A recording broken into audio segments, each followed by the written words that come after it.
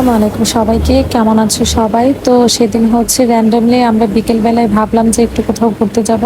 তারপর আমার রুমমেট বলছিল যে চল কোথাও যেয়ে খেয়ে আসি। তারপর হচ্ছে একটু আড়ঙেও গিয়েছিলাম। তো সবকিছু নিয়েই থাকছে আজকের এই ছোট্ট ব্লগটি। আশা করছি সবার অনেক ভালো লাগবে। আমি যেহেতু হোস্টেলে থাকি তো কিছুদিন পর পরই দেখা যায় কারো না কারো বার্থডে থাকে। তো বার্থডে উপলক্ষে দেখা যায় ওরা ট্রিট দিতে চায়, আবার আমরাও ওদের জন্য গিফট কিনতে যাই। তো সেজন্য প্রায়ই দেখা যায় বের হই। আমি যেহেতু বিজিবি হোস্টেল পিলখানায় থাকি, তো এটার এই পাশে কিন্তু হচ্ছে ৪ নম্বর গেটের জিকাতলা।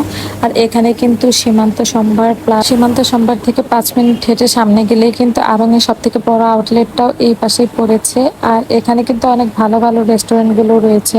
আর ঢাকা মার্টের যে একটা হচ্ছে আউটলেট আছে, এটাও কিন্তু এই সাইডেই পড়েছে। তো আমরা প্রথমে চলে গিয়েছিলাম কাচ্চি ভাবিতে। সবসময় দেখা যায় কাচ্চি ভাইতে যাওয়া হয়, বাট কখনো কাচ্চি ভাবিতে আমার যাওয়া হয়নি। সেদিনে আর কি ফার্স্ট টাইম গিয়েছিলাম। বাট টেস্ট কিন্তু কাছে ভাই আর ভাবি যাই হোক না কেন, টেস্ট দু জায়গার আমার কাছে সেমই লেগেছে। আর ওনাদের রেস্টুরেন্টের ডেকোরেশন কিন্তু অনেক বেশি সুন্দর ছিল, খুব সিম্পলের মধ্যেই বাট ভীষণ সুন্দর লাগছিল। আমাদের হোস্টেলটা এত সুন্দর একটা জায়গায় পড়েছে যে পাশেই এত সুন্দর সুন্দর সবকিছু আমরা পেয়ে যাচ্ছি। তো সেই জন্য আর কি মাঝে মাঝেই ঘুরতে আসা যায়।